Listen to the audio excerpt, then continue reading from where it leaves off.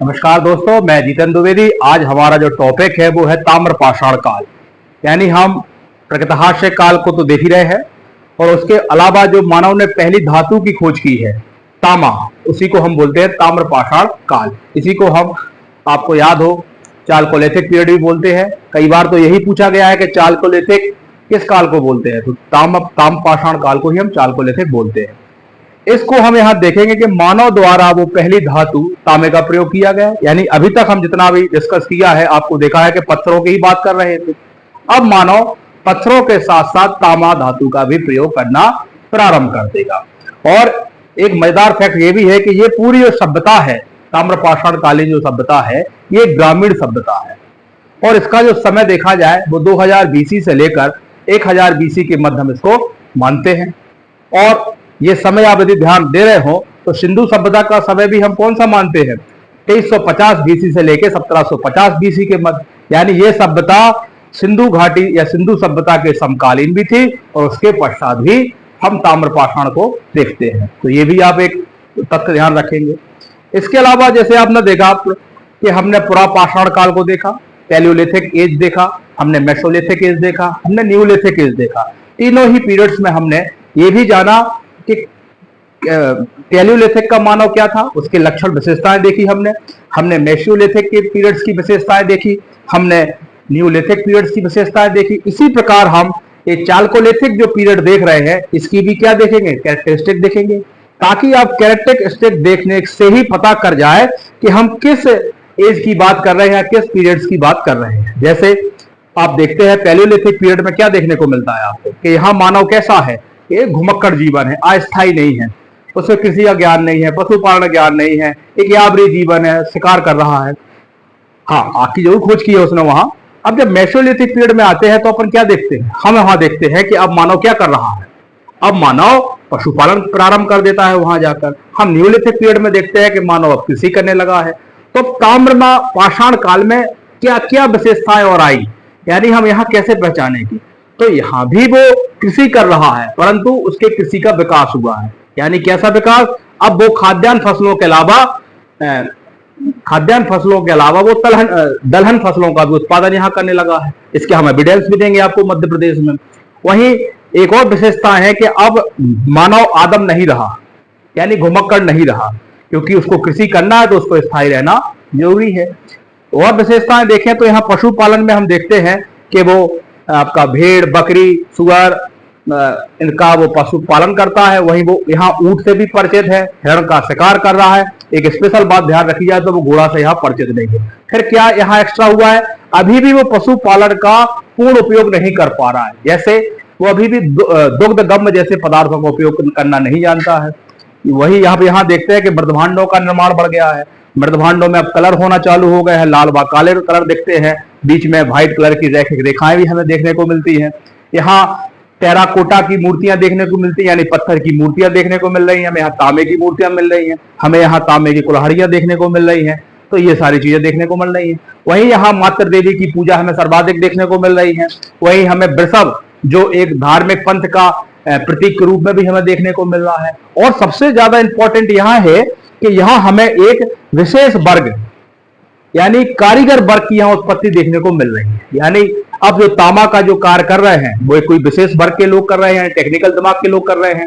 तो आप ये सब चीजें यहाँ देख रहे हैं। फिर भी यहाँ अभी हम देखेंगे तो पक्की ईंटों का प्रयोग देखने को नहीं मिल रहा है, हमें यहाँ कच्ची ईंटों का प्रयोग देखने को मिल रहा है ना। यहाँ हमें वस्त्र निर्माण दिख रहे हैं, उपकरण दिख रहे हैं। तो हमें यहाँ काफी चीजें, इन्हीं सबको हम यहाँ डिस्कस करेंगे ताकि आप समझेंगे कि ताम्रपाषाण काल का जो इंसान था, मानव था, उसकी क्या क्या विशेषताएं। उसके अंतर्गत हम कुछ स्थल देखेंगे। हमारा क्योंकि फोकस एमपी में है तो हम केवल एमपी के स्थलों को यहाँ डिस्कस करेंगे, जिनमें हम, आपको याद हो, कायथा एक जगह है उज्जैन के पास, उसको डिस्कस करेंगे। हम आपका नावदा टोली को डिस्कस करेंगे। हम आपका एक जगह है आपका डांगवाला है, नागदा है। ऐसे हम वो विशेष जगहों को डिस्कस करेंगे जहां से हमें वो एविडेंस प्राप्त हुए ताम्रपाषाण काल के। ठीक है, भारत के स्तर पे भी हमें दक्षिण पूर्व में, पश्चिम में, मतलब मध्य प्रदेश के पश्चिम में, महाराष्ट्र वाले एरिया में, पूरब में आपका चिरांद वगैरह मिले, क्योंकि हमारा डिस्कस अभी भारतीय इतिहास के दृष्टिकोण से नहीं है। हम ये लेक्चर जो देख रहे हैं, आपको पता है यूनिट सेकंड हम मध्य प्रदेश का इतिहास को यहाँ डिस्कस कर रहे हैं। तो हम जो भी चीज आपको यहां से बताएंगे वो मध्य प्रदेश के संदर्भ में ही डिस्कस करेंगे। अब आइए हम इस टॉपिक को बड़ा डिटेल से एक एक कंसेप्ट के साथ यहाँ इसको देखते हैं, क्योंकि हम यहाँ से आपको बोर्ड पर कुछ फैक्ट के रूप में नोट्स प्रोवाइड कराते हैं, तो वो हमारा जैसा चल रहा है वैसे ही चलेगा।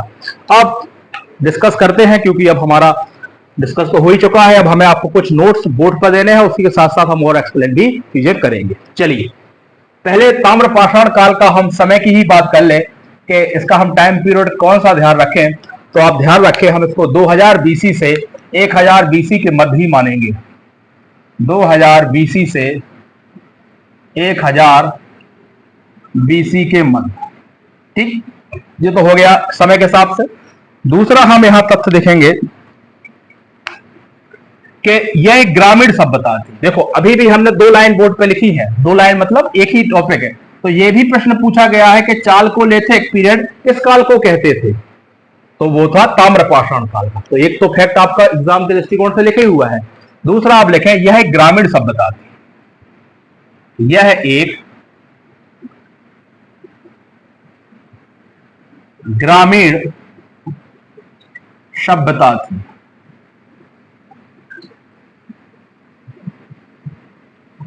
ये भी पहला ही फैक्ट, दूसरा पहला फैक्ट लिखाया, ये भी इंपॉर्टेंट है, पूछा जाता है।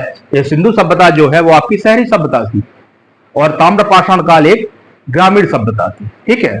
जब सिंधु पर आएंगे तो हम डिस्कस करेंगे, फिर भी हमें यहाँ सिंधु पर नहीं आना है, क्योंकि एमपी के संदर्भ में सिंधु सभ्यता के कोई भी एविडेंस नहीं मिलेंगे, तो हम यहाँ सिंधु सभ्यता को नहीं डिस्कस करेंगे। अगला तथ्य देखें कि अब मानव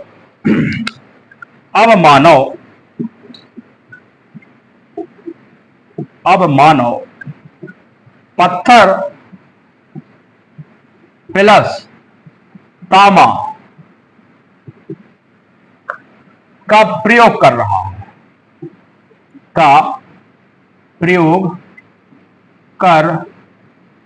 है या कर रहा था।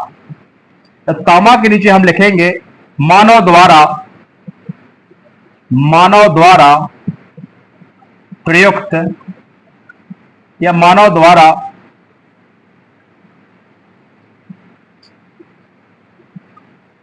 प्रयुक्त प्रथम धातु,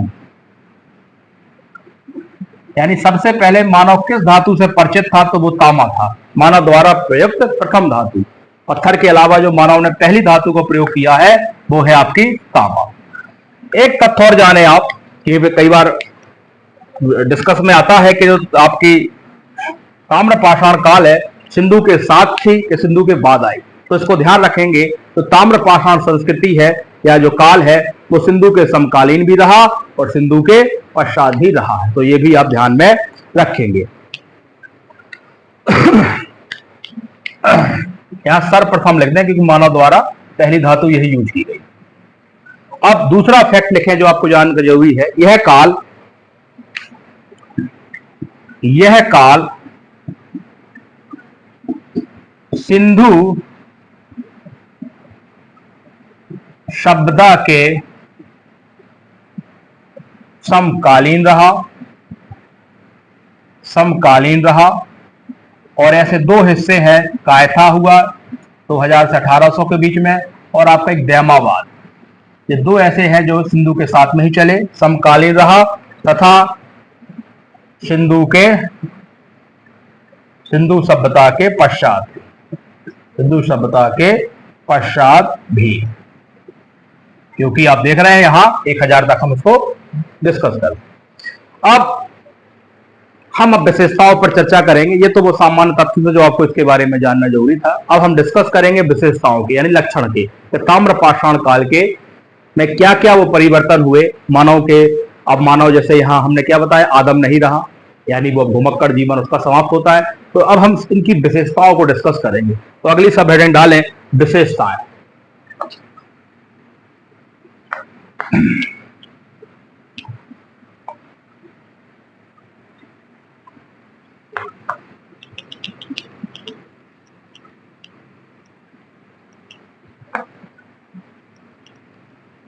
अब हम ताम्रपाषाण काल की विशेषताओं को डिस्कस यहां देख रहे हैं। हेडिंग डाल लें विशेषताएं, इसी को हम लक्षण भी बोलते थे। तो पहली विशेषता को हम डिस्कस करते हैं, ठीक है। तो इस काल में मानव सभ्यता आदम नहीं रही, लिखेंगे इस काल में मानव सभ्यता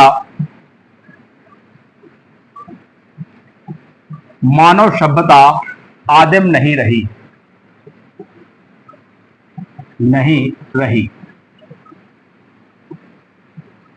आदम नहीं रही थी। यानी हम इसको ऐसा कह सकते हैं, यानी भूमक्कड़ जीवन समाप्त हो गया है। भूमक्कड़ जीवन समाप्त हो गया। वजह क्या है? वजह आप समझ रहे हैं, हो गया। वजह यह है कि अब मानव कृषि कर रहा है। यहां अब कृषि करेगा मानव तो उसको स्थायी होना ही पड़ेगा, क्योंकि आप देख चुके नवपाषाण काल में मानव कृषि कर रहा है। अब तो कृषि का अपडेट वर्जन आ रहा है, यानी खाद्यान्न फसलों के अलावा वो दलहन फसलों का इस्तेमाल करने लगा है। तो अगला विशेषता लिखे आप। ये तो क्लियर हो गया कि अब मानव क्या रहा, आदिम नहीं रहा, यानी भूमक्कड़ जीवन उसका समाप्त है। वजह भी क्लियर है, क्योंकि अब मानव यहां कृषि कार्य कर रहा है। तो कृषि कार्य करेगा तो वो रहेगा भी, तो उसको भी हम प्रमाण देंगे कि हमें बस्तियों के प्रमाण भी मिले हैं, है ना। दूसरा लिखे हम, तो हम बात कृषि की करते हैं, या कृषि का विकास। आप दूसरी सब हेडिंग ही डाल लें विशेषताओं में, कृषि का विकास। कृषि का विकास। अब आप समझें, कृषि तो न्यूलिथिक पीरियड में हो ही चुकी है। यहां क्या हुआ, तो लिखेंगे यहां क्या हुआ। यहां लिखें आप, मुख्य खाद्यान्न फसलों के अलावा, मुख्य खाद्यान्न फसलों के अलावा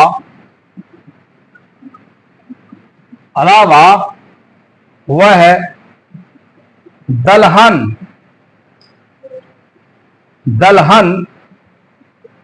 फसलों का उत्पादन करने लगा।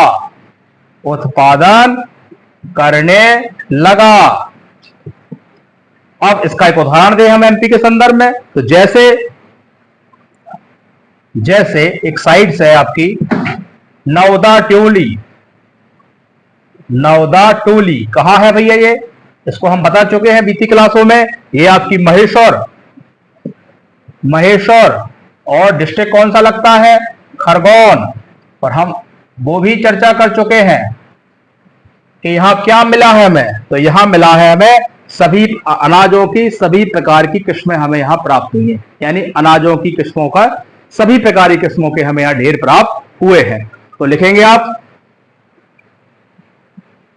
अनाजों की सभी प्रकार के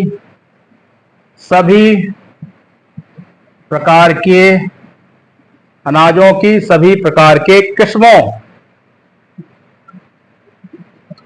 के ढेर प्राप्त हुए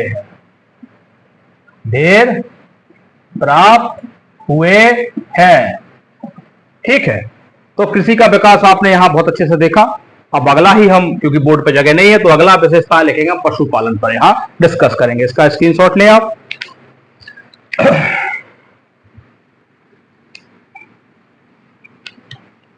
अब हम बात यहां पशुपालन की करेंगे कि पशुपालन का विकास यहां हुआ। कृषि का देख ही लिया आपने, खाद्यान्न फसलों के अलावा वो दलहन फसलों की तरफ भी बढ़ चुका है।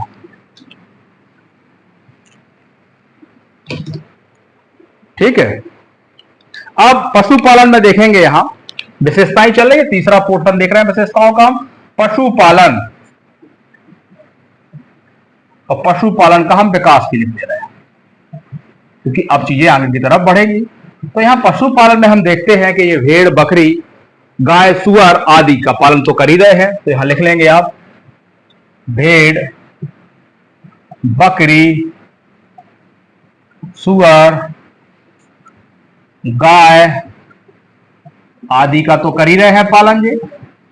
अब यहां हमें कुछ चीजें ध्यान रखना है, जैसे हिरण का वो क्या कर रहे हैं? शिकार कर रहे हैं। तो लिखेंगे हम यहां तथ्य के रूप में, हिरण का शिकार कर रहे हैं। दूसरा, ऊंट से परिचित है यहां का मानव, ऊंट से परिचित है, ठीक है। और तीसरा एक जो इंपॉर्टेंट रखना है, घोड़े से परिचित नहीं है अभी वो, घोड़े से परिचित नहीं है, ठीक है। तो ये सारी चीजें आपको यहां ध्यान रखनी है, ठीक है। अब अभी भी पशुपालन का वो पूर्ण उपयोग नहीं कर पा रहा है। कैसे नहीं कर पा रहा, तो नोट में लिखेंगे कि जानवरों का पूर्ण प्रयोग करने में सक्षम नहीं है। वो नोट में लिखेंगे, क्या दिक्कत आ गई वो भी हम समझाते हैं। अभी भी जानवरों का पूर्ण उपयोग या उपयोग करने में सक्षम नहीं है, सक्षम नहीं है। ऐसा क्या है जो सक्षम नहीं है, तो यहां देखेंगे कि जानवरों का जो दुग्ध गम पदार्थों का पूर्ण उपयोग नहीं कर पा रहा है, पूर्ण उपयोग नहीं कर रहा। तो आप ध्यान रखेंगे पशुपालन भी वो यहां कर रहा है। अब अगला जो इसका फीचर्स है वो है आपका उपकरण, कि यहां का मानव क्या क्या चीजें बनाने लगा है, ठीक है। ये सारी विशेषताएं आपको नोट्स में लिख लेना है अपने। नोट्स ज्यादा भारी भरकम भी ना हो और आपको सहजता से याद हो और समझने में सारी क्लियरिटी रहे। यही होता है एक अच्छे नोट्स बनाने के तरीके। अगला जो सब हेडिंग या विशेषताएं चल रही हैं, अब हम बात करते हैं कि मानव ने अब क्या क्या यहां बनाया है। तो उपकरण लिखें हम, क्या क्या उपकरण वो बना रहा है। तो पहला उपकरण में देखेंगे आप, वो यहां वस्त्र निर्माण कर रहा है। क्या कर रहा है, वस्त्र निर्माण कर रहा है, वस्त्र निर्माण। और क्या कर रहा है, और मिट्टी के खिलौने बना रहा है, मिट्टी के खिलौने और मूर्तियां बना रहा है, जिसको हम टेराकोटा भी कहते हैं। मिट्टी की मूर्तियों को हम टेराकोटा बोलते हैं, ठीक है। और तांबे के भी बना रहा है, तांबे की मूर्तियां बना रहा है वो, ठीक है। ये तो आपने देखा ही है, तांबे की मूर्तियां बना रहा है, मिट्टी खिलौने बना रहा है। और क्या बना रहा है, वो यहां मृदभांड भी बना रहा है, मृदभांड का निर्माण कर रहा है। और मृदभांड का जो निर्माण कर रहा है, इसमें जो कलर का प्रयोग कर रहा है वो लाल व काला, और बीच में जो रेखे डाल रहा है वो सफेद कलर की डाल रहा है। तो आप इसको लिखेंगे, लाल व काले रंग के अलावा सफेद रैखिक आकृतियां बना रहा है। यहां लिखेंगे कलर जो कर रहा है वो कौन सा कर रहा है, वो यहां लाल व काले रंग के अलावा, लाल व काले रंग के अलावा सफेद रैखिक आकृतियां भी बना रहा है। और जो सारे ये मृदभांड जो बना रहा है वो किससे बना रहा है, चाक पर बना रहा है।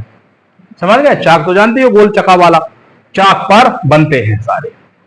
तो आपने देखे ये सारी चीजें यहाँ का मानव बनाए लगा है, यानी वस्त्र निर्माण कर रहा है, मिट्टी खिलौने बना रहा है, मूर्तियां बना रहा है, मृदभांड बना रहा है। ये सारी चीजें आपको उपकरण के निर्माण में देखने को मिल जाएंगी। अब इसके बाद मातृ देवी की यहाँ मातृ देवी की पूजा कर रहा है। तो अगला, अभी तक आपने देखा है कि हमने नवपाषाण काल तक कोई मूर्ति पूजा की बात नहीं की है, पर यहां कर रहे हैं। तो ये भी आपको विशेषताओं में ध्यान रखना होगा। अगली विशेषता नंबर आपका जो चल रहा है 5 हो गया, मातृ देवी की पूजा कर रहा है यहां का मानव।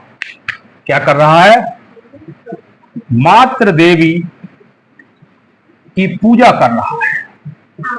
ये कैसे पता चला कि यहां का मानव मातृ देवी की पूजा कर रहा है, इसलिए पता चला क्योंकि स्त्री परक मूर्तियां हमें ज्यादा मिली हैं। क्या लिखोगे आप यहां? स्त्री परक मूर्तियां ज्यादा मिली हैं। वो भी हमें कई की मिली है? तांबे की मिली है। तो हम कह सकते हैं या इतिहासकारों ने कहा है कि यहाँ का जो इंसान है वो मातृ देवी की पूजा कर रहा है।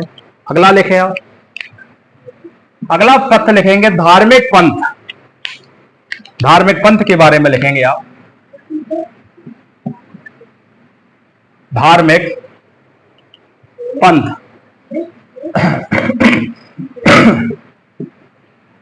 धार्मिक पंथ के रूप में देखा जाए तो यहां वृषभ जो बैल होता है, वृषभ को प्रतीक चिन्ह के रूप में मान रहे हैं। प्रतीक चिन्ह के रूप में मानते हैं, यानी वृषभ को वो एक प्रतीक चिन्ह के रूप में मानते हैं यहां। तो ये भी ध्यान रखना धर्म के संबंध में दो चीजें कि यहां मातृ देवी की पूजा हो रही है और वृषभ को यहां प्रतीक, धर्म प्रतीक के चिन्ह के रूप में उसको हम यहां देख रहे हैं। अब जो भी हमने आपको डिस्कस किया था शुरुआत में ही कि यहां एक विशेष कारीगर वर्ग का उदय देखने को मिलता है, क्योंकि कारीगर उदय का आदमी जो होता है वो तांबे की कुल्हाड़ियां बना रहा है, तांबे के बर्तन बना रहा है, मूर्तियां बना रहा है, तांबे के पहिए बना रहा है, बहुत सारी चीजें बना रहा है, तांबे के रथ बना रहा है। तो इन सारी चीजों को बनाने के लिए एक स्पेशल माइंड की जरूरत है। तो यहाँ एक कारीगर वर्ग का विकास हो रहा है।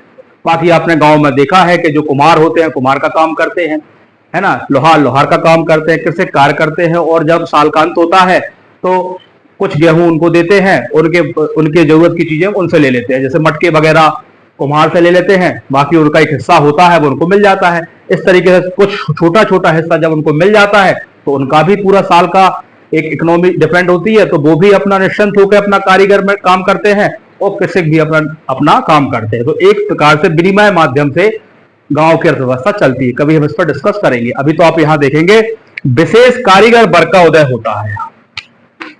विशेष कारीगर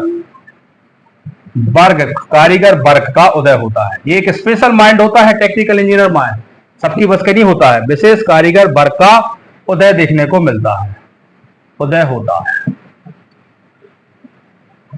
ठीक है, अगला यहां देखेंगे हम, यहां जो आपकी दफनाने की प्रथा है वो भी यहां देखने को मिल रही है। तो 8वीं विशेषता या फीचर्स लिखेंगे हम यहां दफनाने की प्रथा। दफनाने की प्रथा भी है यहां।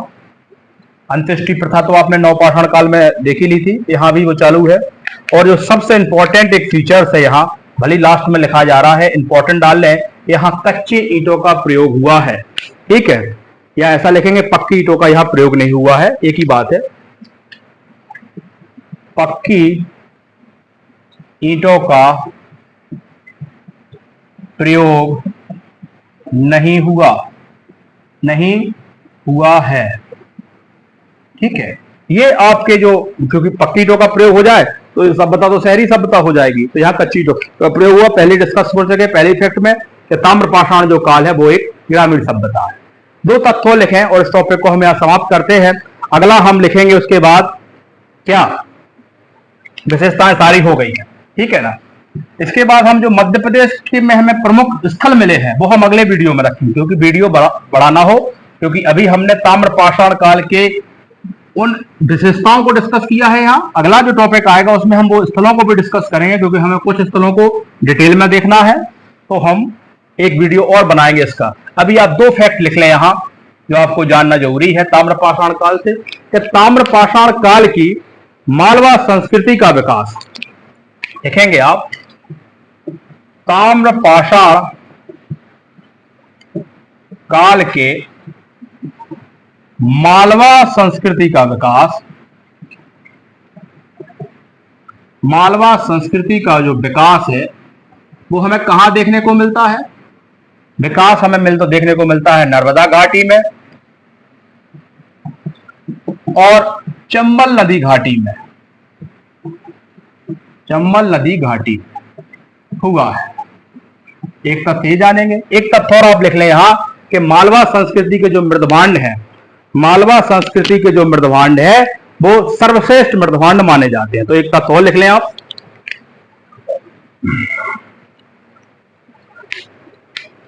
देखें, मालवा संस्कृति के मृदभांड